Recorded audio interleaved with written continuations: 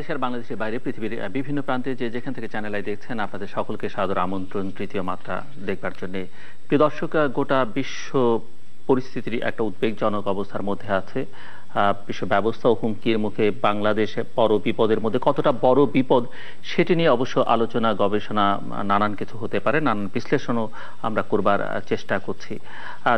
দেশের ভেতর থেকে নানা রকম জনসচেতনতামূলক কার্যক্রম আমরা দেখছি বিভিন্ন প্রতিষ্ঠান, সরকারি সংস্থা করছে। নানা রকমের পদক্ষেপ নেওয়া হয়েছে। মসজিদে খুতবা দেওয়া হয়েছে ইসলামিক ফাউন্ডেশনের পক্ষ থেকে, একটি সকল মসজিদে একটি খুতবা পাঠ করার জন্য পবিত্র জুম্মার দিনে শুক্রবারে। আমরা লক্ষ্য করছি যে পরিবারের দিকে নজর দেওয়ার কথা বলা হয়েছে, অভিভাবকদের সন্তানদের দিকে নজর দেওয়ার কথা বলা হয়েছে। নানান রকমের পদক্ষেপ আছে, নানা রকমের অভিযান চলছে। সেই অভিযানগুলোর কিছু কিছু সফলতাও আছে এবং কোনো কোনো অভিযানকে ইতিহাসের সেরা অভিযান হিসেবেও চিহ্নিত করা হচ্ছে। কিন্তু লক্ষণীয় সেটি হচ্ছে যে বিদেশি যারা এখানে কাজ করছেন তাদের উদ্বেগ উৎকণ্ঠা কিছুতেই কাটছে না। বিভিন্ন দূতাবাসে বা বিভিন্ন আন্তর্জাতিক সংস্থায় যারা কাজ করছেন অনেকেই দেশের বাইরে চলে গেছেন, অনেকের পরিবারকে পাঠিয়ে দেওয়া হয়েছে। বিদেশিরা কেউ বাংলাদেশে আসতে চাইছেন না। গতকালই ব্রিটিশ কাউন্সিল তাদের কার্যক্রম বাংলাদেশে সাময়িকভাবে স্থগিত ঘোষণা করেছে। এ থেকেও বোঝা যায় যে তারা পরিস্থিতিকে আসলে কিভাবে দেখছে। যদিও কোনো কোনো দূতাবাসের পক্ষ থেকে অনেক আগে থেকে বলা হয়েছিল যে বাংলাদেশে এরকম একটা পরিস্থিতি তৈরি হতে পারে, তাদের কাছে তথ্য রয়েছে। তার কিছু কিছু লক্ষণও আমরা বিভিন্ন সময় দেখেছি তাদের তৎপরতার মধ্য দিয়ে, যে তারা সেটি মিন করছে, বিশেষ করে অস্ট্রেলীয় ক্রিকেট দলের বাংলাদেশে না আসার মধ্য দিয়ে। আর এইসব ঘটনাবলীর মধ্যে নতুন যেটি খবর হিসেবে যুক্ত হয়েছে যে স্থানীয় জনপ্রশাসন মন্ত্রী, যিনি বাংলাদেশ আওয়ামী লীগের সাধারণ সম্পাদক, তিনি বলেছেন যে স্থানীয় সরকার মন্ত্রী বলেছেন যে আগামী 6 মাসের মধ্যে জেলা পরিষদের নির্বাচন হবে। যাই হোক, এরকম একটা থমথমে অবস্থার মধ্যে যে নির্বাচনের কথা ভাবা যাচ্ছে সেটি অবশ্যই একটি আশার কথা। যাই হোক, সর্বশেষ এই পরিস্থিতি নিয়ে এবং এর বিস্তারিত বিশ্লেষণ করবার জন্য আজকে আমার অতিথি ইংরেজি দৈনিক নিউজের সম্পাদক নুরুল কবির। স্বাগত আপনাকে স্টুডিওতে। ধন্যবাদ। যে পরিস্থিতির মধ্য দিয়ে গোটা বিশ্ব এখন যাচ্ছে, প্রতিদিনই কোথাও না কোথাও কোনো না কোনো ঘটনা ঘটছে, যদিও এগুলোর সঙ্গে জঙ্গিবাদ বা সন্ত্রাসবাদের কোন মাত্রা সম্পর্ক রয়েছে, কোনটার সঙ্গে আইএসের সম্পর্ক আছে কি নেই সেটি বোঝা খুবই দুরূহ ব্যাপার।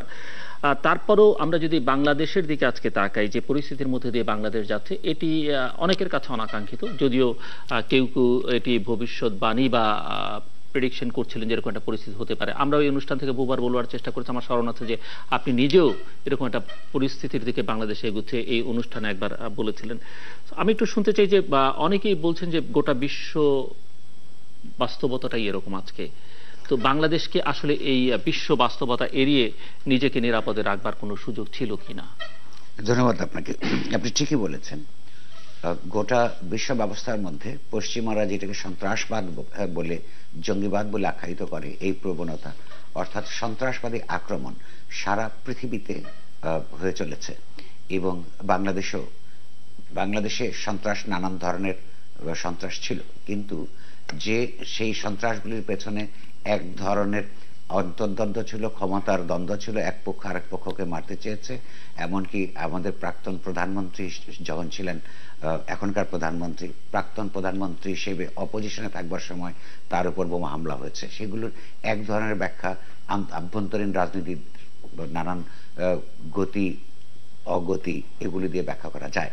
কিন্তু আজকে আপনি যে বিষয় উত্থাপন করেছেন, যেটা সর্বশেষ বা বড় ধরনের প্রথম বহিঃপ্রকাশ ঘটেছে এই গুলশান রেস্তোরাঁয় হামলা দিয়ে, যেগুলো খুব পরিষ্কারভাবে বোঝা যায় যে একটা ইডিওলজি মোটিভেটেড এক ধরনের সুইসাইড হামলার মতন, সেইটা বাংলাদেশে সংগঠিতভাবেই প্রথম। কিন্তু তার ছোট ছোট প্রবণতা আমরা আলাদা আলাদা নানান জায়গায়, ব্লগার হত্যাকাণ্ড থেকে শুরু করে দুজন বিদেশি হত্যাকাণ্ড, যাজক হত্যাকাণ্ড, পুরোহিত হত্যাকাণ্ড, শিয়া মিছিলে হামলার কেন্দ্র করে আমরা সেগুলো প্রবণতা হিসেবে দেখতে শুরু করেছিলাম, যেটা একটা ঘনীভূত রূপ প্রথম সংগঠিতভাবে আমরা এখানে দেখলাম। এই প্রবণতা এবং এই যে প্রপঞ্চ, এটা ভয়াবহ, ভীষণ ভয়ঙ্কর সারা বাংলাদেশের মানুষের জন্য।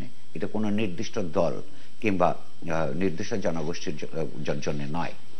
কিন্তু মুশকিল হলো এই প্রক্রিয়াটাকে, যে একটা আপনি যে কথাটা তুললেন প্রথমে, আন্তর্জাতিক বিশ্ব ব্যবস্থা, আঞ্চলিক যে নানান রাজনৈতিক প্রবণতা এবং আমাদের রাজনীতি অর্থনীতি বিকাশের যে ঐতিহাসিক প্রক্রিয়ার ভেতরে স্থাপন করে দেখবার যে প্রয়োজনীয়তা, সেইটা আমরা খুব বেশি লক্ষ্য করছি না, যেটা রাষ্ট্রের দিক থেকে সরকারের দিক থেকে দেখার কথা। যদি এটা হিস্টোরিক্যাল একটা প্রসেস হিসেবে দেখা হয়, তাহলে আমরা সমস্যার পুরো রূপটা বুঝতে পারবো না।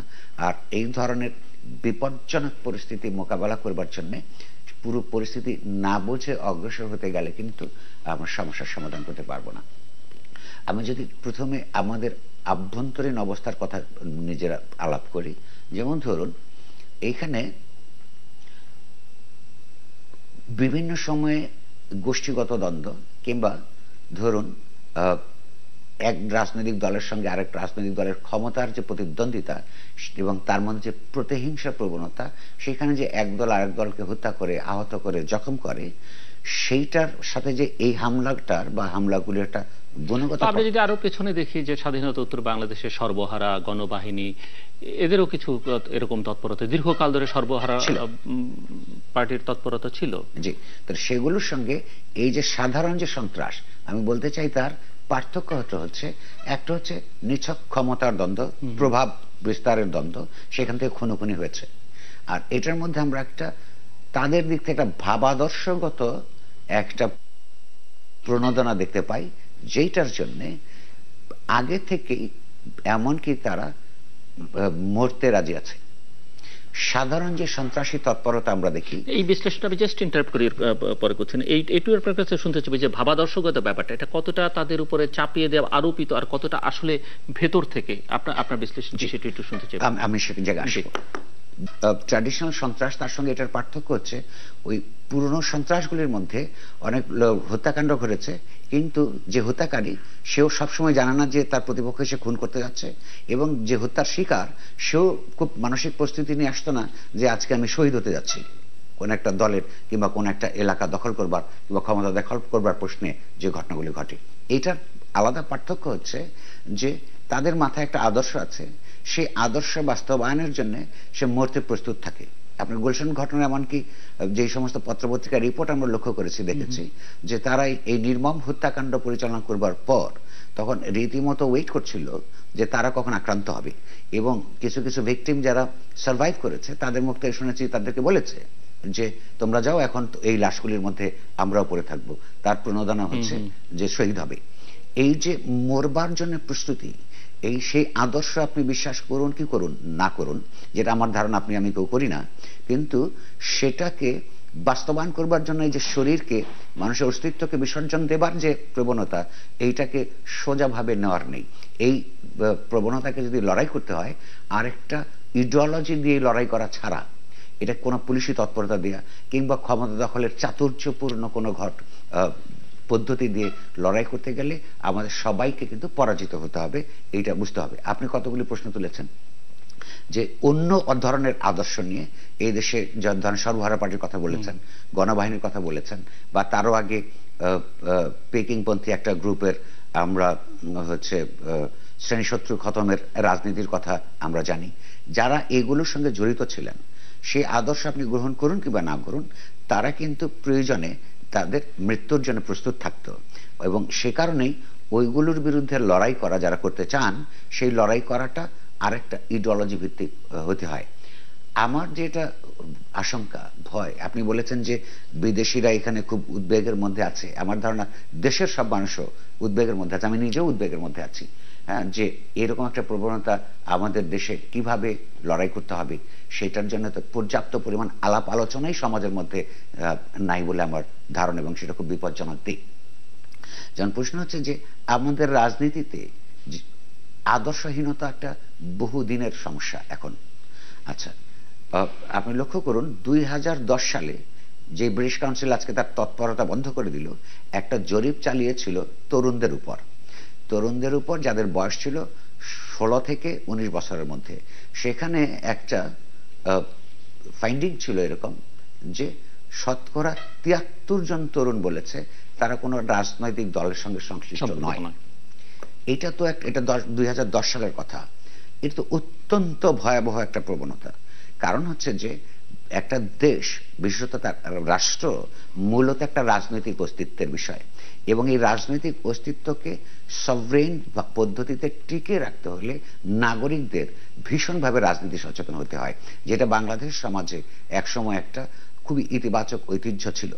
এখন ৭৩% ছেলেপুলে যদি ইয়াংরা যদি রাজনীতি বিবর্জিত হয়, এবং আমার ধারণা 10 সালের ঘটনা, এখন এটা আরো বেড়েছে, এই যে রাজনৈতিক অসচেতনতা, সেই অসচেতনার মধ্যে এইরকম বিপদ যখন একটা জনগোষ্ঠী মোকাবেলা করতে যায়, কি কি রাজনৈতিক কৌশল হওয়া দরকার, আদর্শ কিভাবে কাজ করে, এবং সেই আদর্শ বাস্তবায়নের জন্য মানুষ কত দূর যাবে, এটা কিন্তু রাজনৈতিক সচেতনতা তৈরি করা ছাড়া কোনো পথ নাই, যেটা একটা দীর্ঘ প্রক্রিয়ার ব্যাপার।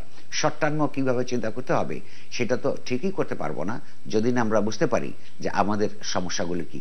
এটা কি অস্বীকার করবার ব্যাপার আছে কোথাও, যে পৃথিবীতে সব সময় সব যুগে তরুণদের একটা বিরাট অংশ স্বপ্নাচারী হয়, আদর্শবাদী হয়, বর্তমানকে বদলাতে চায়, যে অসাম্যের বিরুদ্ধে সংগ্রাম করে, আপনার অন্যায্যতার বিরুদ্ধে ন্যায্যতা প্রতিষ্ঠা করতে চায়। এটা তারুণ্যের একটা বিরাট অংশই এর মধ্যে ধর্ম। নানান যুগে যুগে নানান আদর্শকে কেন্দ্র করে এই ধরনের সংগ্রাম লড়াইয়ে তরুণ তরুণীরা সংঘবদ্ধ হয়েছে। আমাদের দেশে এই মুহূর্তে ধরুন প্রধান প্রধান রাজনৈতিক দল, ধরুন আওয়ামী লীগ, বিএনপি বা জাতীয় পার্টি, এই সমস্ত রাজনৈতিক দলগুলোর তরুণরা এমন কি উদাহরণ তৈরি করতে পেরেছে যেখানে একটা স্বপ্নবান নিষ্পাপ তরুণ তরুণী আকৃষ্ট বোধ করবে? সে অবস্থাটা নেই। দ্বিতীয়ত হচ্ছে, এর আগে 60-এর দশকে বা 70-80-র দশকের মাঝামাঝি পর্যায় পর্যন্ত একটা মার্ক্সবাদী রাজনীতি ছিল, যেটাকে বামপন্থা হিসেবে এখানে প্রচলিত হয়েছিল। তারা আদর্শ ভিত্তিক রাজনীতির জন্য, সমাজের ইতিবাচক পরিবর্তনের জন্য, বৈপ্লবিক পরিবর্তনের জন্য কাজ করত। নানান ঐতিহাসিক কারণে, সেটা আন্তর্জাতিক কারণ রয়েছে, আঞ্চলিক এবং আমাদের নিজস্ব ব্যর্থতার কারণ আছে, সীমাবদ্ধতার কারণ আছে, সেটাও আপনার এখন পুরোপুরি একেবারে মার্জিনালাইজ হয়ে গেছে।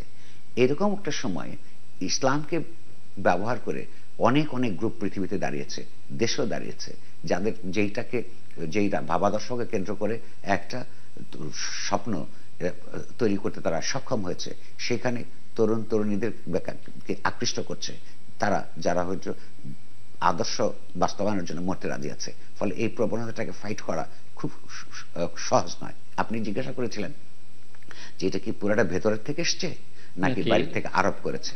লক্ষ্য করুন, এটা অত্যন্ত গুরুত্বপূর্ণ প্রশ্ন, এবং সরকারের দিক থেকে এরকম একটা প্রশ্ন আছে বলে আমার মনে হয়। নানান মন্ত্রী, কর্মকর্তা, পুলিশ চিফ, তাদের কথাবার্তা থেকে তারা বলতে চান এগুলো ছেলে মেয়েগুলিকে পটিয়ে টটিয়ে অবস্থা করেছে। পটানোর একটা ব্যাপার আছেই তো, এই অর্থে যে ধরুন বাংলাদেশে যখন জাতীয়তাবাদী আন্দোলন শুরু হয়েছিল পাকিস্তানি আমলে, কোনো না কোনো ব্যক্তি, কোনো না কোনো গ্রুপ তো প্রথমে চিন্তা করেছিলেন, সেই চিন্তাটা সমাজে ছড়িয়েছেন। সেই তারা পার্সু করতে করতে করতে করতে ছোট ছোট ছোট গোষ্ঠীগুলি বড় হয়েছে, এক সময় সেটা সারা দেশের মানুষের মধ্যে আপনার বিস্তার লাভ করেছে।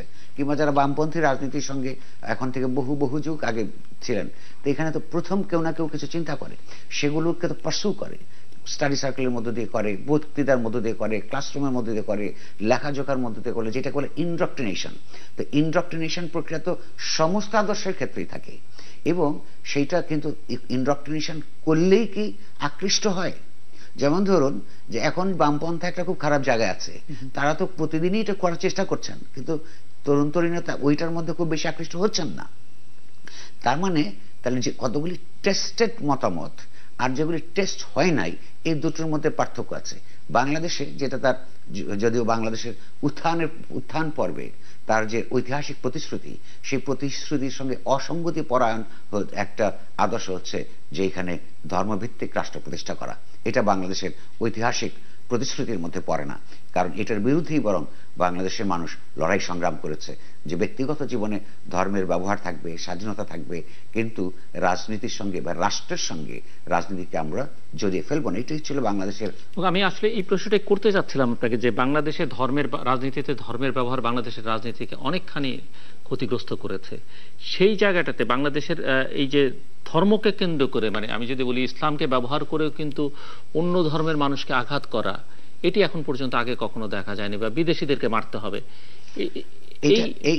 এটা খুবই গুরুত্বপূর্ণ প্রশ্ন। এটা আমরা আমাদের যদি 3টা এলাকা অন্তত পক্ষে কম না করে একসাথে না দেখি, জাতীয়, আঞ্চলিক এবং রাজনৈতিক, আন্তর্জাতিক, আপনি লক্ষ্য করুন 1998 সালের পর থেকে সারা পৃথিবীতে আজকে যে প্রবণতার কথা আপনি শুরুতেই বলেছিলেন, সারা দুনিয়ার মধ্যে সন্ত্রাসী তৎপরতা হচ্ছে, এবং এই সন্ত্রাসী তৎপরতার মধ্যে সবচেয়ে বড় নাম হচ্ছে আইএস কিংবা আল কায়দা, কিছুদিন আগেও ছিল। আপনি লক্ষ্য করুন 1998 সালের দিকে যখন তালেবানরা ক্ষমতা দখল করলো আফগানিস্তানে, সেই যুদ্ধে কিন্তু আফগান গেরিলা ছাড়াও নানান দেশ থেকে, বাংলাদেশ সহ, যুদ্ধ করতে মুজাহিদিনরা গিয়েছিল। তারা ক্ষমতা দখল করার পর নানান তথ্য প্রমাণের মধ্যে দেখা যায়, কিছু বইপত্র দলিলের মধ্যে, যে ওসামা বিন লাদেন সে তালেবানদের সঙ্গে আলাপ করে যে এদের নিয়ে তুমি কি করবা, তোমরা এদের আমার কাছে ছেড়ে দাও, কারণ এদের এক ধরনের ট্রেনিং আছে, ইনডক্ট্রিনেশন আছে, এবং নানান দেশের। এটা একটা দিক গুরুত্বপূর্ণ। সেই লোকগুলি এখানেও প্রায় 1000-3 মানুষ ছিল বাংলাদেশের।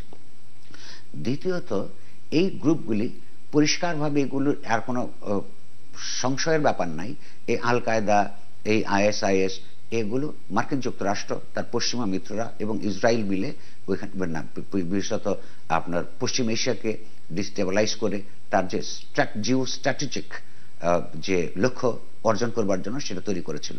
সেটা কিছু কিছু ক্ষেত্রে তাদের, আমি মনে করি এখনো কিছু কিছু তাদের সঙ্গে যোগাযোগ আছে, কিছু কিছু ব্যাপারে তাদের দ্বিমত হওয়ার কারণে বিগড়ে গেছে। এখন তারা কিন্তু একটা স্ট্র্যাটেজি পরিবর্তন করেছে। পশ্চিম এশিয়ায়, যেটাকে মধ্যপ্রাচ্য নামে এই এলাকায় বেশি চেনে, সেইখানে 40-50 বছর ধরে পশ্চিমারা প্রক্সি ওয়ার করেছে, একের বিরুদ্ধে আরেককে লাগিয়েছে নিজেদের স্বার্থে। কিন্তু এইরকম করতে করতে একটা সময় আসে, যেমন আগুন নিয়ে খেলার মতন, যে সেটা আর নিয়ন্ত্রণের মধ্যে থাকে না। তারা কিন্তু তাদের স্ট্র্যাটেজি পরিবর্তন করেছে। পরিষ্কার প্রবণতা হিসেবে আমরা দেখতে পাচ্ছি কি, সেটা যে এতদিন ধরে, এত যুগ ধরে আমার অঞ্চলে তুমি তোমার প্রক্সি ওয়ার করেছ, তোমার কিছু সোলজার মরেছে, তাও নানান দেশ থেকে ভাড়া করে আনা অধিকাংশই, কিন্তু ক্যাজুয়ালিটি হয়েছে আমার সিভিলিয়ানদের। এইভাবে এই যে যাদেরকে আমরা সন্ত্রাসী হিসাবে চিত্রিত করতে দেখছি পশ্চিমাদের, যাদেরকে পশ্চিমারা এক সময় ফ্রিডম ফাইটার বলতো, তারা কিন্তু তাদের যুদ্ধগুলি ট্রান্সফার করছে পশ্চিমে। অর্থাৎ তারা যুদ্ধটা পশ্চিমের সঙ্গে এখন আর শুধু তাদের ভূখণ্ডে করতে রাজি না, তারা নানানভাবে গেরিলা কায়দায় এই পশ্চিমা দেশগুলিতে এই আক্রমণগুলি নিয়ে গেছে। এটা তাদের স্ট্র্যাটেজি। এই স্ট্র্যাটেজিতে পশ্চিমারা কিভাবে মোকাবেলা করবে, তারা সেটা এখনো পর্যন্ত খুব পরিষ্কারভাবে নির্ণয় করতে পেরেছে বলে আমার অন্তত মনে হচ্ছে না। এবং এই যে যুদ্ধ প্রক্রিয়া সারা বিশ্বব্যাপী ছড়িয়ে দিয়েছে, এই আইএস বলুন, আল কায়দা বলুন, বা আরো অন্যান্য শক্তি বলুন, তারই কিন্তু ভিকটিম আবার আমরা। যেমন ধরুন, আপনি খুব গুলশান ঘটনাটার পরে এইখানে সরকারি যে প্রতিক্রিয়া প্রথম আমরা দেখলাম, তারা বলল এই সরকারকে অস্থিতিশীল করবার জন্য আপনার দেশি এবং বিদেশি চক্রান্ত। আমি মনে করি এটা অত্যন্ত ন্যারো, একটা সংকীর্ণ ব্যাখ্যা। এই সরকারকে অস্থিতিশীল করবার জন্য মেলা শক্তি কাজ করে, এটা মনে করি, এটা তো বোঝাই যায়। আর একটা সরকারের যখন দুর্বল সরকার থাকে, এই সরকার অত্যন্ত দুর্বল, উপর দিয়ে যতই আপনি পুলিশ, র্যাব, মিলিটারি দেখান না কেন, কারণ একটা সরকারের মূল শক্তি তার জনসাধারণের ভেতরকার সমর্থনের মধ্যে, সেই সমর্থন প্রায় শূন্যের কোঠায় এখন। তো সেটাকে অস্থিতিশীল করার চেষ্টা তার ক্ষমতার প্রতিদ্বন্দ্বী যারা, তারা করতেই পারে, এটা অস্বাভাবিক না। কিন্তু একটা জিনিস মিস করলে চলবে না, এইটার খবরটা যখন ওয়েবসাইটে, সেটি যে শূন্যের কোঠায়, সেটি তো মানে কোনো প্রমাণাদি নেই যে এই প্রমাণের ভিত্তিতে বলা যাবে যে এটি শূন্যের কোঠায় না, এটি 100তে 100। আমি আসছি, আমি এসে জায়গায় আসবো। কিন্তু এই যে বললো যে শুধু তাদের সরকারকে অস্থিতিশীল করবার জন্য করছে, এটা আমি বলেছি যে এটা ন্যারো ব্যাখ্যা। কেন? আপনি লক্ষ্য করুন, যারা এই আইএস এর ওয়েবসাইটে যখন এই নির্মম হত্যাকাণ্ডের পর একটার পর একটা লাশ দেখানো হচ্ছিল, সেখানে কিন্তু তারা কেন করেছে, কার, সেই কথাটা খুব পরিষ্কারভাবে বলা ছিল। বলেছে এই যুদ্ধ যারা ক্রুসেডার এবং ক্রুসেডারদেরকে যারা সমর্থন করে, ক্রুসেডারকে আপনার আপনার 9/11-এর পরে মার্কিন যুক্তরাষ্ট্রের তৎকালীন প্রেসিডেন্ট এই ইরাক, আফগানিস্তান এবং অন্যান্য এলাকায় যুদ্ধ ঘোষণা করবার পর তারা কিন্তু বলেছিল এটা একটা ক্রুসেড, ধর্মযুদ্ধ। তাহলে ধর্মযুদ্ধে, যেটাকে তারা ধর্মযুদ্ধ বলল, সেই ধর্মযুদ্ধের নামে কয়েকটা দেশ ধ্বংস করলো এবং এখনো সিরিয়াকে ধ্বংস করার জন্য এই তাদের এক সময়কার সৃষ্ট আইএস পরে অবশ্যই সেটি প্রত্যাহার করে নিয়েছিল, ক্রুসেড বলে আবার পরে প্রত্যাহার করে। কারণ হচ্ছে যে তার যে প্রতিক্রিয়া মার্কিন সমাজের চিন্তাশীল বিবেকবান মানুষের মধ্যে হয়েছিল, সেইটার কারণে তারা কৌশলগতভাবে আপনার করেছে। রাগের মাথায় অনেক সময় মানুষ সত্য কথাটা বলে ফেলে। তো এই এবং তার কথাটা প্রত্যাহার করলেও কিন্তু তার যে কর্মকৌশল এবং তার যে আক্রমণের লক্ষ্যবস্তু, হ্যাঁ, সিভিলাইজেশনাল ওয়ার হিসেবে যে তারা যে ব্যাখ্যা করেছে, সেটা কিন্তু আজও বিদ্যমান রয়েছে। এখন এরা যখন বলছে, আমি আগেই বলেছি যে পশ্চিম এশিয়ার যারা ভিকটিম 40-50 বছর ধরে, তাদের অনেকেই আবার মার্কিন যুক্তরাষ্ট্রের প্রক্সি ওয়ারের একসময় অংশ ছিল। তারা এখন এই যুদ্ধটা এই ক্রুসেডারদের অঞ্চলে এবং তাদেরকে যারা সমর্থন করে সেই সমস্ত অঞ্চলে রফতানি করছে। অর্থাৎ এইবার যুদ্ধের ফলাফলটা বা কুফলটা তাদেরকে টের পাওয়াতে চাচ্ছে। সেইটার ভিকটিম আমরা। আমাদের দেশে এটা অত্যন্ত ক্ষতিগ্রস্ত হচ্ছে আমরা, যেটা আমাদের এখানে হওয়ার কথা ছিল না। কিন্তু অর্থাৎ এটা আন্তর্জাতিক পরিপ্রেক্ষিতের মধ্যে এইটা দেখবার ব্যাপার আছে। একই দিকে আমি যে আবার যদি আগের কথা একটু রিলেট করতে চাই, আমাদের তরুণ তরুণীদের একাংশ কেন এটার মধ্যে আকৃষ্ট হচ্ছে। দেখুন, আমরা যদি মুক্তিযুদ্ধের চেতনার কথাই বলি, যেটা অত্যন্ত গুরুত্বপূর্ণ বাংলাদেশ রাষ্ট্রের ঐতিহাসিক ন্যায্যতা নিয়ে বৃদ্ধি এবং বিকাশের ক্ষেত্রে, সেটা হচ্ছে যে আমাদের এখানে কথা ছিল মানুষ যুদ্ধ করে এই জীবন দিয়ে দেশ প্রতিষ্ঠা করেছিল পরিপূর্ণ এক পরিষ্কার একটা ঘোষণার মাধ্যমে, যেটা তৎকালীন আওয়ামী লীগ সরকার, অন্তর্বর্তীকালীন যুদ্ধকালীন সরকার ঘোষণা করেছিল। এখানে সমতা প্রতিষ্ঠা করা হবে, এখানে মানে স্বাধীন রাষ্ট্রে এখানে সামাজিক ন্যায় বিচার প্রতিষ্ঠা করা হবে এবং এখানে মানবিক মর্যাদাবোধ প্রতিষ্ঠা করা হবে। তাহলে যদি সমতা প্রতিষ্ঠা করতে হয়, তাহলে কি কি ধরনের সমতা প্রতিষ্ঠা করতে হবে? আপনার রাজনৈতিকভাবে সমতা প্রতিষ্ঠা করতে হবে সকল নাগরিকের। তো সেই সমতার মধ্যে হিন্দু, বৌদ্ধ, খ্রিস্টান, মুসলমান সবার সমান অধিকারের কথা নিশ্চিত করতে হবে। সেখানে অর্থনৈতিকভাবে এমন একটা ব্যবস্থা নিশ্চিত করতে হবে, প্রবর্তন এবং বিকশিত করতে হবে, যেখানে ভীষণভাবে কোনো বৈষম্য তৈরি হবে না। একদিকে হাজার হাজার কোটি টাকার মালিক থাকবেন এক ব্যক্তি, আরেকদিকে হচ্ছে নিঃস্ব মানুষ থাকবে, তার সন্তানদেরকে স্কুল কলেজে ঠিক মতন লেখাপড়া করাতে পারবে না, এইরকম ব্যবস্থা রদ করতে হবে। এবং মর্যাদাবোধের জন্য প্রতিষ্ঠা করবার জন্য, রাষ্ট্রে সেটা পাহারা দেওয়ার জন্য এমন একটা জুডিশিয়ারি তৈরি করতে হবে যাতে তার মর্যাদাবোধ যদি ক্ষুণ্ণ হয়, সে যাতে আদালতে গিয়ে সেটা প্রতিকার পেয়ে প্রতিষ্ঠা করতে পারে। এই পর্যন্ত যতগুলি সরকার বাংলাদেশকে চালিয়েছে, সামরিক কিংবা বেসামরিক কিংবা আধা সামরিক, কোনোটাই তো এই লক্ষ্যে কাজ করে নাই। ফলে আমাদের দেশে এমন একটা আনব্রিটল পুঁজিতান্ত্রিক ব্যবস্থা তৈরি হয়েছে যেখানে বৈষম্য বেড়েই চলেছে এবং তাদের মধ্যে যারা বেশি বিত্তবান, তাদের যে অ্যারোগ্যান্স, তাদের আচার আচরণে, তাদের উদ্ধত্ত পরায়ণতায় যে কোনো মানুষের মর্যাদা থাকে না। এখানে এমন একটা রাষ্ট্র ব্যবস্থা প্রবর্তন করা হচ্ছে যে রাষ্ট্র এক ভয়ঙ্কর রকমের ভায়োলেন্ট, যেখানে রাষ্ট্র নিজের সন্ত্রাসী ভূমিকায় অধিকাংশ ক্ষেত্রেই অবতীর্ণ হয়, যেখানে বিনা বিচারে হত্যা করা হয়। এখানে এমন একটা রুল অফ ল এর কথা বলে এখানে এমন একটা ব্যবস্থা করা হয়েছে যে আমরা বড় বড় সিনিয়র আইনজীবীদের কাছ থেকে শুনেছি যে কোর্টগুলি পর্যন্ত এই দলে সেই দলে ভাগ হয়ে গেছে। তো এবং বিচার ব্যবস্থা অত্যন্ত এক্সপেন্সিভ, সেখানে রাজনৈতিক প্রভাবের একটা বিরাট জায়গা আছে। তাহলে এই যে সমস্ত অবস্থায় অন্যদিকে যেখানে আবার স্কুল, কলেজ, বিশ্ববিদ্যালয়, যেখানে বাংলাদেশ ঐতিহাসিকভাবে ট্র্যাডিশনালি একটা রাজনীতির প্রাথমিক ক্ষেত্র হিসেবে ট্রেনিং হতো, সেগুলো বহু বছর ধরে বন্ধ। সেখানে আপনার ইলেকশন নাই, সরকারি দল ছাড়া অন্য কোনো রাজনৈতিক দলের কোনো তৎপরতা নাই, তৎপরতার কোনো সুযোগ নাই। সেখানে বিশ্ববিদ্যালয় কর্তৃপক্ষ এবং সরকারি দলের ছাত্ররা মিলে একটা অভয়ারণ্য তৈরি করেছে নিজেদের নৈরাজ্য প্রতিষ্ঠার। এইরকম একটা অবস্থার মধ্যে যেখানে পাবলিক স্ফেয়ার বলে একটা কথা থাকে যে সমাজের মধ্যে, যে রাষ্ট্রের বাইরেও, প্রতিষ্ঠানগুলির বাইরেও সাধারণ মানুষ তাদের নানান চিন্তা ভাবনা যুক্তিতর্ক সহ আদান প্রদান করতে পারবে, একজন আরেকজনটা রিজেক্ট করবে, আরেকটা বা গ্রহণ করবে, এইরকম একটা পরিবেশ নাই। সরকারের সঙ্গে সমর্থক, সরকারের দলের সঙ্গে আপনার এক ধরনের সংশ্লিষ্টতা, ওপেন সিক্রেট, এরকম লোকেরাও বলছে যে কথাবার্তা বলার এখন আর পরিপূর্ণভাবে সরকারি দলের হয়ে কথা না বলতে পারলে কথা বলবার সুযোগ ভীষণভাবে সংকুচিত হয়েছে। এগুলি আমরা পাবলিক স্টেটমেন্ট দেখতে পেয়েছি। এইরকম একটা সমাজের মধ্যে এবং এই আন্তর্জাতিক ব্যবস্থার মধ্যে যেখানে যেই তরুণ তরুণীরা স্বপ্ন দেখে এখনো কিছু তারুণ্য এবং তার সামনে যে মেইন স্ট্রিম সমাজ, মেইন স্ট্রিম রাজনীতি, যেখানে একটা সমস্যার সমাধান, তার স্বপ্নের সমাধান সামনে জারি রাখে নাই, জারি রেখেছে গুন্ডামি, জারি রেখেছে লুটপাট, তারা তো নানান কিছু খুঁজবে। খুঁজতে খুঁজতে যদি এই জিনিস পায় এবং সেখানে যদি তাদের ইনডক্ট্রিনেশন ওই জায়গায় থাকে, তার এবং সেইটার এই ইমপ্রেশনেবল এইজ, এই এইজে তো এগুলি গ্রহণ করতেই পারে। কিন্তু এটা মোকাবেলা করবার জন্য আপনি লক্ষ্য করুন, আপনি একটা প্রশ্ন তুলেছিলেন প্রথম, সরকার শেষ পর্যন্ত পরিবারকে দায়ী করছে প্রকারান্তরে, পুলিশ বাহিনী। এবং আরেকটা প্রশ্ন যে এই ঘটনা তো ছোট ছোট, আপনি নিজে উল্লেখ করলেন যে অনেক দিন ধরে ঘটছে, অনেক দূতাবাসের পক্ষ থেকে বলা হয়েছে যে তাদের কাছে তথ্য আছে এবং এরকম ঘটনা ঘটতে পারে, তাহলে এটি আসলে মোকাবেলা করবার যথাযথ পদক্ষেপগুলো ছিল কিনা? আর আরেকটা বড় সময় আমরা দেখেছি যে মাদ্রাসা শিক্ষা ব্যবস্থা বা মাদ্রাসার দিকে নজরটা বেশি ছিল, মাদ্রাসার ছাত্রদের দিকে, কিন্তু হঠাৎ করে আবিষ্কৃত হলো গুলশানের ঘটনার পরে, যেখানে মাদ্রাসা নয়, সব হচ্ছে বেসরকারি বিশ্ববিদ্যালয় বা অন্য কোনো উচ্চশিক্ষা প্রতিষ্ঠানের।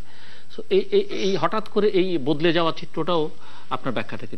এইটা আসলে হঠাৎ করে বদলে যায়নি। এই দেশের মধ্যবিত্তের চেতনার মধ্যে এবং এই যারা রুলিং এলিট, ক্ষমতাসীন শ্রেণীর যে সমস্ত রাজনৈতিক দল আছে, তারা যদি নিজেদের নিয়ে এত বেশি সারাক্ষণ ব্যস্ত থাকে, ফলে সামাজিক প্রবণতাগুলো এবং যে অর্থনৈতিক ব্যবস্থা, রাজনৈতিক ব্যবস্থা, আদর্শগত ব্যবস্থা, সাংস্কৃতিক ব্যবস্থা চালু রেখেছে, এর মধ্যে যে একটা প্রতিরোধী প্রবণতা সমাজের সর্বস্তরে তৈরি হবে, এইটা তাদের হিসাবের নিকাশের সমস্যা। মাদ্রাসাকে আপনার দোষ দেওয়া খুব সোজা, কারণ ওরা গরিব মানুষ, কিন্তু ইতিহাসের গতি প্রকৃতি নির্ণয়ের যে সূত্র, যারা কতগুলি সাধারণ সূত্র সারা পৃথিবীতে কাজ করেছে, যেমন এই প্রসঙ্গে একটা বড় তত্ত্ব আছে, বিদ্যমান প্রতিক্রিয়াশীল ব্যবস্থার বিরুদ্ধে যে লড়াই, সেই লড়াইয়ের তত্ত্ব আসে ক্ষমতাসীন শ্রেণী থেকে। তারা লড়াইটা করে বঞ্চিত মানুষ, নিপীড়িত মানুষ, কিন্তু সেই তত্ত্বটা আসে বাইরে থেকে। Theory comes from without the class that fight against operation. তাহলে এটা তো বিদ্যমান ক্লাসের কাছ থেকে আসবার কথা। এটা তো এই তত্ত্ব তো আজকের না, অনেক পুরনো তত্ত্ব। কিন্তু এই পুরনো তত্ত্বের বাংলাদেশের রাজনীতি এবং সমাজ বিকাশের ক্ষেত্রে ইমপ্লিকেশন থেকে এটা কিভাবে কাজ করতে পারে, এইটাই এলিটটা বা এইটা তাদের যে বুদ্ধিজীবিতা, এই বুদ্ধিজীবিতা এইটার সঙ্গে সম্ভবভাবে পরিচিত না। কারণ ধান্দার মধ্যে থাকলে এগুলো তখন পাঠ্যাভ্যাস নষ্ট হয়ে যায়। আমি কিন্তু মনে করি যে এই ঘটনা যদি এখনো পর্যন্ত আমরা মোকাবেলা করতে না পারি, তাহলে মাদ্রাসার মাদ্রাসাকে আবার এখন বাদ দিয়ে দেওয়ার কোনো কারণ নাই। যেমন প্রাইভেট বিশ্ববিদ্যালয়গুলোকে আগে কোন রকমই সন্দেহ করা হতো না, সেটা যেমন ঠিক না, আর মাদ্রাসাকে এই ঘটনার পরে পুরোপুরি বাদ দিয়ে দেওয়া ঠিক হবে না। কেন? যেই সব কারণে, আপনার অর্থনৈতিক, রাজনৈতিক, আদর্শিক, আঞ্চলিক এবং আন্তর্জাতিক কারণে, এই যে গ্লোবাল সিচুয়েশনের মধ্যে যদি এই প্রবণতা যে সমাজে দেখা দেয়, সেই সমাজের সর্বব্যাপী হতে বাধ্য। ফলে মাদ্রাসার ছাত্ররা যে ফুট সোলজার হবে না, এটা মনে করবার কোনো কারণ নাই। আপনি পরিবারের কথা বলছিলেন, যে লক্ষ্য করুন, বা পাবলিক বিশ্ববিদ্যালয়গুলিতে এখনো পর্যন্ত তেমন কোনো, হয়তো তার রিপ্রেসিভ অবস্থার কারণে, হয়তো কৌশলগত কারণে তাদের কোনো আত্মপ্রকাশ ঘটে নাই। কিন্তু আমরা কি করে বলবো? সাধারণ সূত্র হলো যে যদি সমাজের মধ্যে নতুন প্রবণতা দেখা দেয়, সেটা প্রতিক্রিয়াশীল হোক অথবা প্রগতিশীল হোক, সেই সমাজে সর্বত্রই কম বেশি পাওয়া যাবে। এখন সেইটার যে আসল কারণ আন্তর্জাতিক, রাজনৈতিক এবং আঞ্চলিক এবং বৈশ্বিক, সেগুলি বাদ দিয়ে রাষ্ট্র এখন চিহ্নিত করছে, পরিবারকে দায় দিচ্ছে। এবং এই ক্ষেত্রে আবার পরিবারকে দায় করার ক্ষেত্রে একটা দেখবেন যে একটা শ্রেণীগত অবস্থান আছে রাষ্ট্রের। কিরকম? মাদ্রাসা আলাদেরকে, একটা মাদ্রাসা ছাত্র মানে সবাই, মাদ্রাসা ছাত্র মানেই ছিল একসময় ইয়ের প্রতীক, যে প্রতিক্রিয়াশীলতার প্রতীক, তার জিহাদি কর্মী গোষ্ঠীর প্রতীক। কিন্তু যখন আবিষ্কৃত হচ্ছে যে এটা গুলশান বনানী বাড়িধারায় থাকে, বসুন্ধরায় থাকে, তখন কিন্তু ওই ছেলেগুলিকে উচ্ছন্নে যাওয়া ছেলেগুলি কিন্তু শেষ করে দেওয়া হচ্ছে।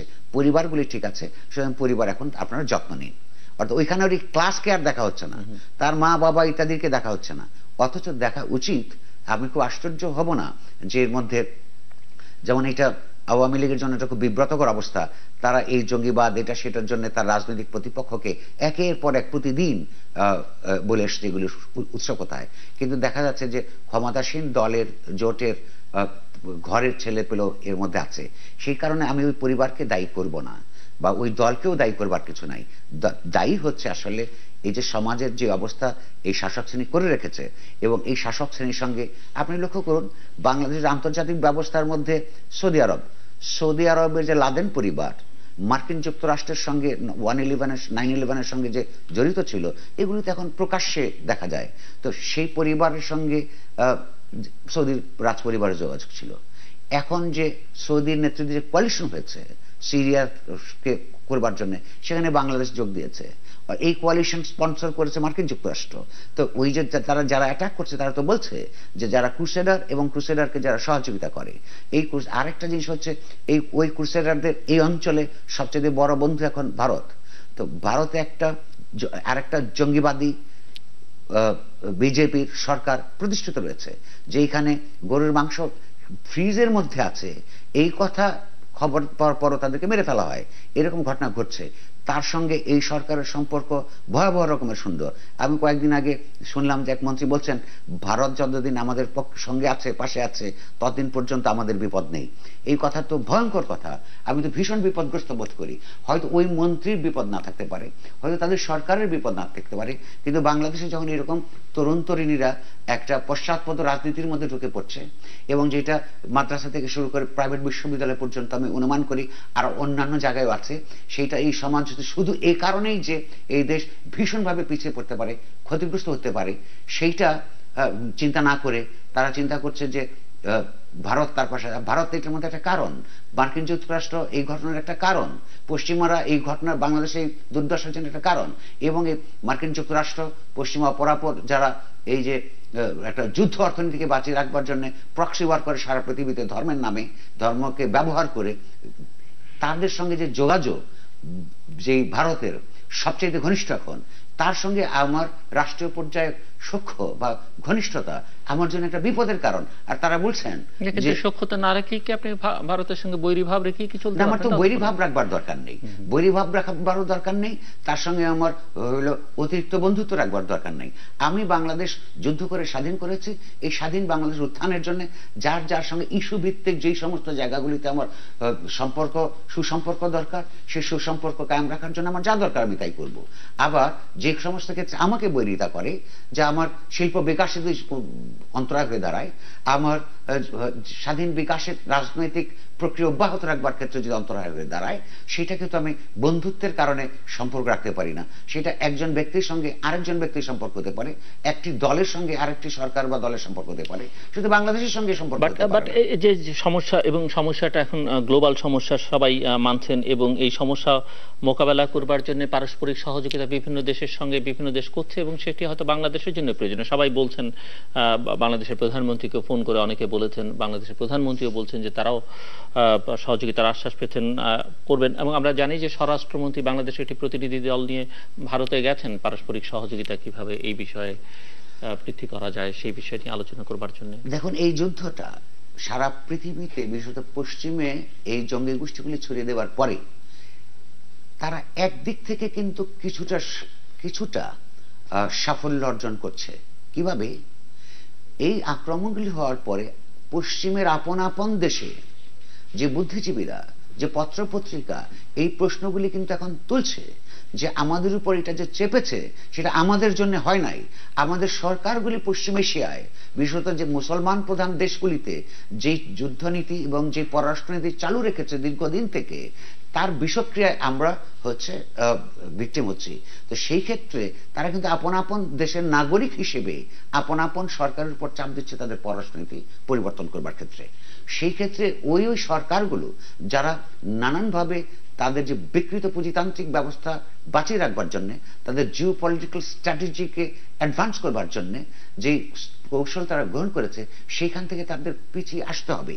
আর এবং বাংলাদেশের সরকার, আপনার সঙ্গে আমি একমত যে আন্তর্জাতিকভাবে যারা এটা মোকাবেলা করতে চাইছে এখন, তাদের সঙ্গে একজোট হয়ে কাজ করতে হবে। যেমন সেই ফোরামগুলিতে গিয়ে এই কথাগুলি বলতে হবে যে তোমাদের কারণেই আমরা ভিকটিম হচ্ছি, তোমাদের ফরেন পলিসি পরিবর্তন করো। সেইটা হচ্ছে আসলে প্রকৃত অর্থে পারস্পরিক সহযোগিতামূলক সম্পর্ক। তারা যেই সমস্ত প্রেসক্রিপশন দিবে সে বিনা বাক্য বেয়ে নিয়ে চলে আসলে আমরা আরো ভেজালের মধ্যে পড়বো। আমি আপনাকে একটা ইতিবাচক কথা বলে রাখি এখানে, একটা সব আশঙ্কার মধ্যে। সেটা হচ্ছে এই যে যেটাকে ধর্মীয় এক্সট্রিমিস্ট রাজনীতিতে আকৃষ্ট হচ্ছে তরুণ তরুণীরা, তাদের একটা চিন্তা করবার বিষয় আছে। তারা নিজেদেরকে শহীদ হিসেবে বিবেচনা করে, কিন্তু বাংলাদেশের মানুষ কিন্তু এটা শহীদ হিসেবে বিবেচনা করে না। কিভাবে করে না তার কিন্তু প্রমাণ আমরা ইতিমধ্যে পেয়েছি। ধরুন যে বাংলাদেশের রাজনীতিতে সরকারের গুলিতে, সে নয়াপনিশী সরকারের গুলিতে, পাকিস্তানি সরকারের গুলিতে হোক, দেশীয় সরকারের গুলিতে হোক, কিংবা সে ব্রিটিশ আমল থেকে তাদের সরকারের গুলিতে হোক, এখানে যারা মৃত্যুবরণ করেছেন দেশের জন্য সংগ্রাম করতে গিয়ে, সেই তাদেরকে এই দেশের কিন্তু শহীদ হিসেবে আখ্যায়িত করা হয়েছে। সেইটার সঙ্গে তারা একমত না হতে পারেন, এবং সেই শহীদদের লাশ নিয়ে মানুষ মাথায় নিয়ে এই দেশে কিন্তু মিছিল করেছে, তাদেরকে শ্রদ্ধা জানিয়েছে। লক্ষ্য করুন, এই যে এই তরুণ তরুণীগুলি, তাদের জন্য আমার খারাপও লাগে, তাদের পরিবারগুলির জন্য খারাপ লাগে আমার। এই তারা তাদের লাশ পর্যন্ত নিতে আসে নাই, জানাজা হয় না, ওই অর্থে জানা যায় যে যারা ইসলামী রাষ্ট্র কায়েম করবার জন্য এখানে তাদের জীবন দিলেন, তাদের ইসলামী কায়দায় তাদের দাফনও হয় নাই, তাদের আপন আপন পরিবার তাদেরকে নিতে আসে নাই। হ্যাঁ, এইটার মধ্যে একটা উপাদান আছে যে এটা নিতে এসেও সরকারি পুলিশ বা অন্যদের র্যাটের মধ্যে পড়ে কিনা সেই ভয়, একটা ভয়ের উপাদান হয়তো আছে, কিন্তু মা বাবা কিন্তু সেই ভয়কে সবসময় সন্তানের জন্য উপেক্ষা করে। কারণ আমাদের সংস্কৃতির মধ্যে একটা কথা আছে যে সন্তানের লাশ সবচেয়ে ভারী প্যারেন্টের কাছে, মাতা পিতার কাছে, পিতার কাছে। তো এই যে লাশগুলি নিতে আসে নাই, তার মানে সমাজ কিন্তু এই যে তারা নিজেদেরকে যোদ্ধা বলছে, এই যোদ্ধারা তাদের মনের মধ্যে যত ভালো কথা ভালো চিন্তাই থাকুক না কেন, এই সমাজ কিন্তু তা গ্রহণ করছে না, এমনকি তার পরিবারগুলো গ্রহণ করছে না। এইটাই তো সমাজের একটা অন্তর্গত শক্তি, যথাযথ এখানে একটা মাল্টি পার্টি, এক ধরনের প্লুরালিজম, গণতান্ত্রিক রাজনীতির ঐতিহ্য, সেইটা এখনো পর্যন্ত বিকশিত করে তোলা সম্ভব। এখানে আরেকটা, এই পরিস্থিতি মোকাবেলা তো সরকারের পক্ষে একার পক্ষেও সম্ভব নয়। সরকারের অনেক দিক আপনি আলোচনা করলেন, আরো অপরাপর রাজনৈতিক দল আছে, দেশের অন্যতম আরেকটি বৃহত্তম রাজনৈতিক দল আছে বিএনপি। তাদের এক কার্যক্রমকে আপনি কিভাবে দেখছেন? যে এখানে জাতীয় ঐক্য নিয়ে একটা কথাবার্তা হচ্ছে, সরকারের দিক থেকে সেটি একভাবে বলা হচ্ছে ঐক্য হয়েছে, কেউ বলছেন চেতনার ঐক্য হয়েছে, বিএনপি আবার নিজেরা একটা বড় সংলাপের আয়োজন করতে চাইছেন, সেখানে সরকারি দল সহ অন্যদেরকে ডাকতে চাইছেন। সব মিলে বিএনপির কর্মকাণ্ড বা অন্যান্য রাজনৈতিক দলগুলোর কর্মকাণ্ড আপনি কিভাবে দেখুন? দুই পক্ষই এখানে ক্ষমতার দুই প্রধান রাজনৈতিক পক্ষই জাতীয় ঐক্যের কথা বলেছেন। আমি নিজে বিশ্বাস করি যে এইটা একটা ভীষণ জাতীয় দুর্যোগ, কারণ একটা নতুন রাজনৈতিক প্রবণতা, যে প্রবণতা ভীষণ বিধ্বংসী হতে পারে, যে প্রবণতায় অসংখ্য ইনোসেন্ট, পলিটিক্যালি ইনোসেন্ট মানুষের জীবন যেতে পারে, যে প্রবণতা অগ্রসর হলে বাংলাদেশের অর্থনীতি ধ্বংস হতে পারে। এরকম একটা সময়ে যারা গণতান্ত্রিক বাংলাদেশ দেখতে চান, রাষ্ট্রীয় অর্থনীতির গণতান্ত্রিক রূপান্তর দেখতে চান, তাদের ঐক্যবদ্ধ হওয়া ছাড়া কোনো পথ নেই। তাদের ক্ষমতার দ্বন্দ্ব পরস্পরের মধ্যে থাকবে। পলিটিক্যাল পার্টি মানেই হচ্ছে ক্ষমতার জন্য তারা লড়াই করবে, কিন্তু কতগুলি বেসিক পয়েন্টে সেটা যদি একমত না হয় তাহলে এটা মোকাবেলা করা কঠিন হবে। এই কথা সত্য আওয়ামী লীগ, লক্ষ্য করুন আওয়ামী লীগ যে বলেছে তাদের ঐক্য হয়ে আছে, অর্থাৎ তারা যারা ক্ষমতা আছে সেটাই জাতি, এটা তো একটা অসত্য কথা। এই প্রসঙ্গে আপনাকে বলি যে আপনি আরেকটা প্রশ্ন করেছিলেন, শূন্যের কোঠায় না হচ্ছে 100% সমর্থন আছে, তার জন্য ভোট দিতে হবে। তো এই সরকার যখন ভোট দেওয়ার সাহস পায় না, ভোটের ব্যবস্থাই করে অন্যরা যাতে পার্টিসিপেট না করে, তার মানে তারা নিজেরাই জানে তাদের জনসমর্থন। অনেক নির্বাচন হলো দেশে, স্থানীয় নির্বাচন হলো অনেক। 2014 নির্বাচন তারা বলছেন যে বিরোধী দল পার্টিসিপেট করেনি, 2019-এ হবে। প্রধানমন্ত্রী দলের মিটিং এ বলেছেন যে সবাইকে নির্বাচনের জন্য এখন থেকে সময় বেশি নেই প্রস্তুতি নিতে। দেখুন, সেটা নানান প্রেশার মধ্যে বলছে। আর আপনি মাঝখানে যে নির্বাচন, স্থানীয় নির্বাচন কথাগুলি বলেছেন, সেখানে কিন্তু ভীষণভাবে রাজনৈতিক সন্ত্রাস ছিল, আপনি যদি সংখ্যার দিক থেকে গুনেন, মৃত্যু কিন্তু, প্রাণ কিন্তু প্রায় সমান সব। এক একটা রাজনৈতিক তাৎপর্য এক এক রকম, কিন্তু 100-র বেশি হত্যাকাণ্ড করে যাকে জোর করে ছিনতাই করে নিতে হয় আপনার, এমনকি স্থানীয় পরিষদের নির্বাচন, সেই নির্বাচনের তার ফল, এবং তার মধ্যেও যারা আবার নির্বাচিত হয়ে আসেন রাজনৈতিক প্রতিপক্ষ হলে যাদেরকে বরখাস্ত করতে হয়, জেলে ঢুকে দিতে হয়, সেটার মধ্যে দিয়ে প্রমাণিত হয় যে তার একটা এখনো পর্যন্ত সত্যিকার অর্থে সরকারি দলের প্রভাবমুক্ত, সরকারি দলের প্রভাবাধীন প্রশাসনের প্রভাবমুক্ত একটি নির্বাচন দিতে ভয় পায়। কারণ হচ্ছে তারা জানে যে তাদের জনপ্রিয়তা ভীষণ ভীষণ কম। শূন্যের কোঠায় না হলেও যাকে কেবলমাত্র যারা লাভবান হয়েছে, দেখবেন যারা 8 বছর আগে তাদের স্বাস্থ্য এবং ওজন সেটা যদি মাপা থাকে কারোর, এবং ক্ষমতায় থাকবার পর তাদের স্বাস্থ্য ওজন যাদের বেড়েছে, এই কিছু লোক ছাড়া সেটা 5-7 লাখ লোক হতে পারে সারা দেশ জুড়ে। ওজন বাড়া তার স্বাস্থ্যের জন্য কল্যাণকর কিছু নয়, কল্যাণকর নয়, এটা তারা বুঝতে পারছে না। এছাড়া জনসমর্থন নেই। তা আপনি বলছিলেন অপরাপর রাজনৈতিক দল, বিশেষ করে বিএনপির কথা জানতে চেয়েছিলেন। আওয়ামী লীগ তার জাতীয় ঐক্য বলতে ওইটাই বোঝে। কেন আপনার মনে নেই যে বিএনপি যখন অপোজিশন পার্টি ছিল, তারা একটা সরকার গঠন করেছিলেন, থেকে জাতীয় ঐক্যমতের সরকার বলেছেন। অর্থাৎ তাদের কাছে জাতি মানে হচ্ছে তাদের সমর্থকরাই জাতি। বিএনপিও আবার কথা বলার সময় সারা জনগণের পক্ষ থেকে বলে, ভুলে যায় যে তারা নির্বাচনে মোটামুটি ভালো নির্বাচন একসময় বিরোধী দলে চলে গেছিল। বিএনপি আমি মনে করি এ ব্যাপারে এখনো পর্যন্ত লিপ সার্ভিস দিয়ে যাচ্ছে। তারা এমন কোন কার্যকর্তার কথা বলেছে, জাতীয় ঐক্যের কথা বলেছে, কিন্তু বাস্তবে তারা কোন প্রায়োগিক পদক্ষেপ গ্রহণ করে নাই, এবং এ ব্যাপারে খুব আগ্রহ আছে বলে আমার মনে হয় না। কেন মনে হয় না আমি বলছি, এই গুলশান হত্যাকাণ্ডের পরে যে পরিস্থিতি তৈরি হয়েছিল, যখন তারা শুধু বিবৃতি দিচ্ছেন, সেই দিন যদি তারা ঢাকা শহরে সন্ত্রাস বিরোধী, সন্ত্রাসী রাজনীতি বিরোধী একটা জনসমাবেশ ডাকতেন, আমার ধারণা সেই দিন সরকার যে অবস্থায় ছিল, পুলিশ প্রশাসন যে অবস্থায় ছিল, সেদিন তাদের যে বিএনপিকে মারধর করবার যে প্রবণতা, অন্তত তার 2-3 দিন পর তার সেটা ছিল না।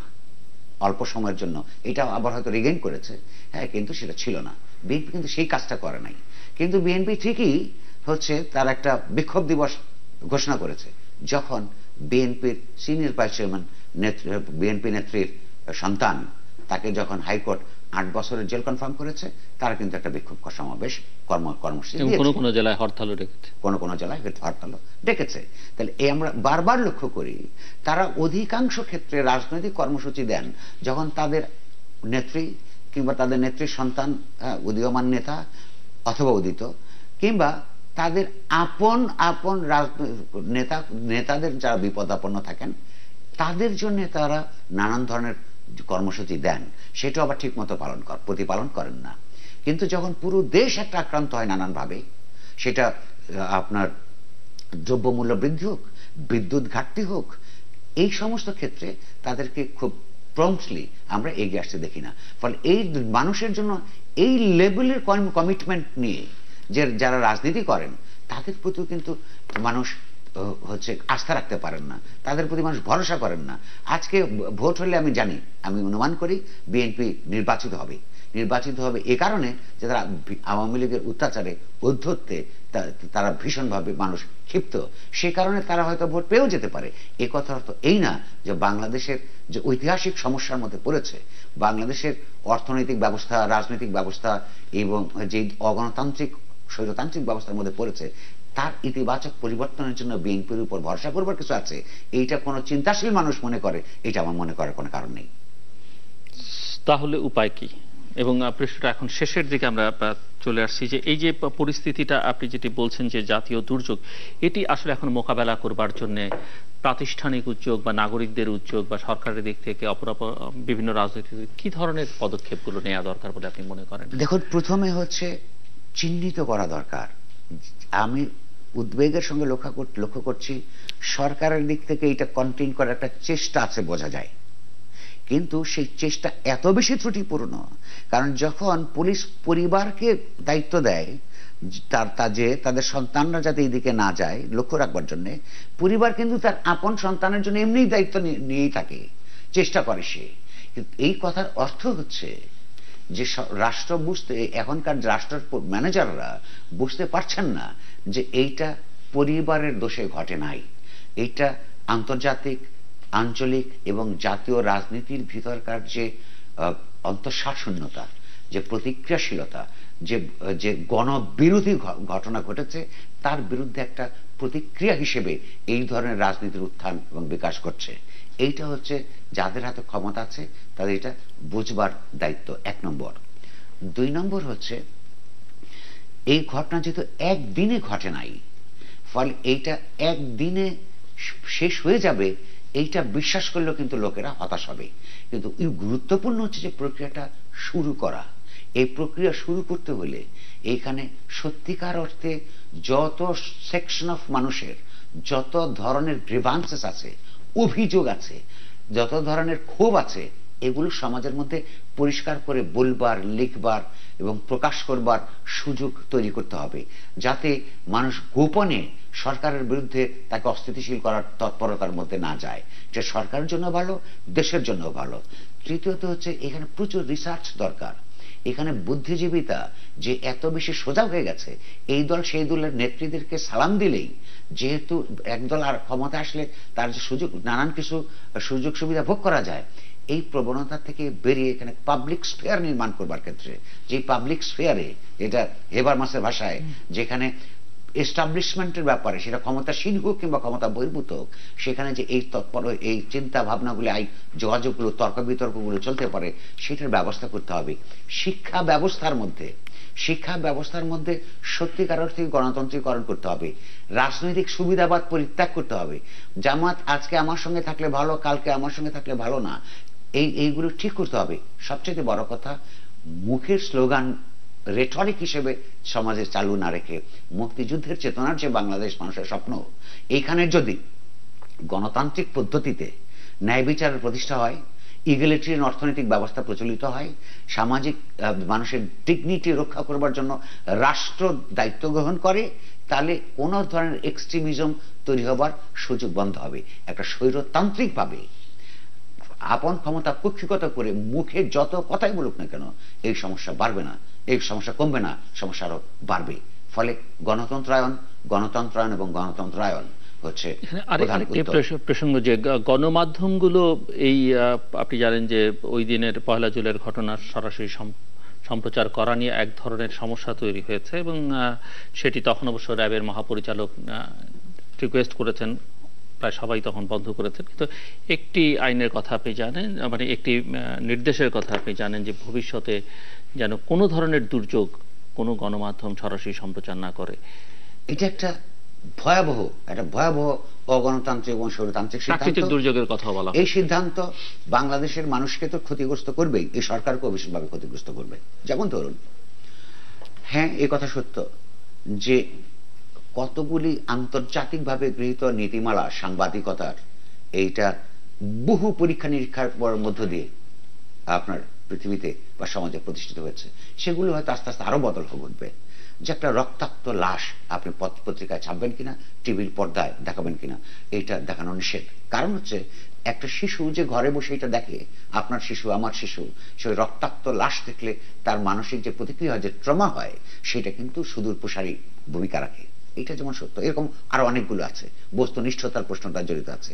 সকল পক্ষের সঙ্গে, সংশ্লিষ্ট পক্ষের সঙ্গে কথাবার্তা বলে ব্যালেন্স রিপোর্ট তৈরি করা এবং অ্যানালিসিস দেওয়ার প্রয়োজনীয়তা আছে। এই প্রয়োজনীয়তা বাস্তবায়ন করবার ক্ষেত্রে ধরুন যদি এমন একটা ব্যবস্থার কথা বলে যেখানে কোনো কিছুই লাইভ দেখানো যাবে না, সেটা হচ্ছে সরকারের কিন্তু, এবং সরকারের নানান এজেন্সির নানান কারণে তার ক্রেডিবিলিটি নষ্ট হয়েছে। যেমন ধরুন, আছে অন্তত 4-5 জনের কাছ থেকে শুনেছি আমি যে কল্যাণপুরের যে ঘটনা, এইটা কতটা জেনুইন, কতটা ফেক। আমার কিন্তু মনে হয় না এটা ফেক। কিন্তু আবার কিছু কিছু প্রশ্ন লোকেরা উত্থাপন করে, সেই প্রশ্নের উত্তর দেওয়া কঠিন। এইখানে পরিষ্কারভাবে প্রেসের কাছে সরকারের এবং পুলিশ বাহিনীর এটা ব্যাখ্যা করা দরকার। তাদের যদি যত খারাপ প্রশ্নই থাকুক না কেন, সেই প্রশ্নগুলি মোকাবেলা করে গ্রহণযোগ্য করে দেওয়া দরকার, যেটা মানুষের কাছে। এই প্রশ্নগুলি যদি উত্তর না দেয়, প্রেসকে যদি সবকিছু জানতে না দেয় এবং তাহলে প্রেস যদি জানাতে না পারে, তাহলে কিন্তু শেষ পর্যন্ত কোন গণতান্ত্রিক ব্যবস্থা যেমন ক্ষতিগ্রস্ত হয়, সেই অগণতান্ত্রিক ব্যবস্থা যারা সরকার চালান তাদের ক্রেডিবিলিটি নষ্ট হয়। একটা ক্রেডিবল না এইরকম সরকার বড় কোনো ধরনের সমস্যার সমাধান করতে জনগণের সহযোগিতা পায় না, এবং জনগণের সহযোগিতা না পেলে এত বড় সমস্যা সমাধান করা যায় না। আর কিছু যোগ করবেন আপনি? 1-1.5 মিনিট সময় আছে। আপনি যেটাকে বলছেন যে নাগরিক সমাজের কথা, নাগরিক সমাজের কথার ব্যাপারে একটা কথা বলতে চাই। একটা সরকার এবং দেশ যখন একটা অগণতান্ত্রিক সরকারের মুখোমুখি হয়ে পড়ে, পাবলিক স্পেয়ারটা যখন চলে যায়, সবকিছুই যখন দলীয়কৃত হয়ে পড়ে, সেই অবস্থা থেকে বাঁচবার জন্য এবং দেশকে সমাজকে বাঁচাবার জন্য অঙ্গীকারবদ্ধ বুদ্ধিজীবীদের সরব হওয়া দরকার। সরব হওয়া দরকার এ কারণে যে যদি তা না হয়, একদিন তারাই আজকে হয়তো তারা আক্রমণের শিকার নন, অন্য কেউ আক্রমণের শিকার, একদিন তারা আক্রমণের শিকার হবেন। সুতরাং সেক্ষেত্রে কথা বলা অত্যন্ত গুরুত্বপূর্ণ। এই প্রসঙ্গে আমি ছোট্ট, যদি আপনি আমাকে একটু সুযোগ দেন, একটা কবিতার কথা বলতে পারি। এই কবিতাটা বিভিন্ন সময়ে সারা পৃথিবীতে যখনই সমাজ স্বৈরতান্ত্রিক ব্যবস্থার মধ্যে নিপতিত হয়েছে এবং বুদ্ধিজীবীদের একাংশ যখন তুষ্ট হয়ে বা আমার উপর আক্রমণ আসছে না বলে চুপ থেকেছে, তাদের শেষ পর্যন্ত পরিণতি কি হয়েছে সেটা বলার জন্য প্রায়ই এই দ্বিতীয় বিশ্বযুদ্ধের পরে লেখা জার্মানির কবি আপনার মার্টিন নিমোলের এই কবিতা উদ্ধৃত হয়। আমি আপনার এখানে উদ্ধৃত করে যাচ্ছি। বলছে, they came first for the communists and I did not speak up because I wasn't a communist. Then they came for the Jews and I did not speak up because I wasn't a Jew. Then they came for the trade unionists and I did not speak up because I wasn't a trade unionist. Then they came for the Catholics and I did not speak up because I was a Protestant. Then they came for me and by that time no one was left to speak up. এ কারণেই এই যে বাংলাদেশের স্বাধীনতা যুদ্ধের সময় পাকিস্তানি কিছুমাত্র লোক যারা ইয়াহিয়াকে সমালোচনা করেছিল, তার মধ্যে ফয়েজ আহমেদ ফয়েজ একজন। ফয়েজ আহমেদ ফয়েজের একটা কবিতা 4 লাইন দিয়ে আমি শেষ করতে চাই। Speak, your lips are free, speak, it's your own tongue, speak, it's your own body, speak, your life is still yours, speak, speak, whatever you must speak. আমাদেরকে এই স্বৈরতান্ত্রিকতার বিরুদ্ধে, এই নতুন নতুন যে জঙ্গি প্রবণতার বিরুদ্ধে কথা বলতে হবে, কথা বলতে হবে ইনফর্মড, রিসার্চড এবং সমাধান সহ। সেটা আমাদের সবার জন্য গুরুত্বপূর্ণ। অনেক অনেক ধন্যবাদ মিস্টার নুরুল কবির। দর্শক, কথা বলছিলেন নিউজ সম্পাদক নুরুল কবির এবং বাংলাদেশের বর্তমান এবং গোটা বিশ্ব পরিস্থিতি যে বিপদের মধ্যে সেই বিষয় নিয়ে, এবং এর কারণ হিসেবে তিনি যেটি চিহ্নিত করেছেন যে রাজনীতিতে আদর্শহীনতা হচ্ছে এর একটি বড় কারণ, এবং আন্তর্জাতিক, আঞ্চলিক এবং স্থানীয় রাজনীতিতে যে প্রতিক্রিয়াশীলতার প্রভাব বা দৌরাত্ম্য সেটি একটি বড় কারণ, এবং সমাধানের অনেকগুলো পরামর্শ তিনি রেখেছেন। মূল যেটি বলবার চেষ্টা করেছেন যে রাষ্ট্রের ভেতরকার যে মানুষ আছে বা গোটা বিশ্বজুড়ে যারা আছেন, তাদের যে সমস্যা, তাদের যে অভিযোগ, সেগুলো বলবার একটা উন্মুক্ত পরিবেশ তৈরি করে দেয়া, এই কথা বলবার ক্ষেত্রে যেন কোনো বাধা না থাকে, বিপত্তি না থাকে, লিখবার ক্ষেত্রে যেন কোনো সমস্যা না থাকে, এরকম একটা পরিবেশ এবং আবহাওয়া যদি তৈরি করা যায় তাহলে সমস্যা অনেকখানি কমে আসবে। আর নাগরিক হিসেবে আমাদের প্রত্যেকের, বুদ্ধিজীবীদের কথা বিশেষভাবে উল্লেখ করেছেন তিনি, কথা বলতে হবে এবং কথা বলা সাহসটুকু অর্জন করতে হবে, এবং এই সাহসটুকু যদি না থাকে শেষ পর্যন্ত নিজের অস্তিত্ব যে বিপন্ন হবে, অন্তত দুটো কবিতা উদ্ধৃত করে তিনি সেটি বোঝাবার চেষ্টা করেছেন। দর্শক, আমাদের সঙ্গে থাকবার জন্য অসংখ্য ধন্যবাদ। আপনাদের সবার জন্য শুভ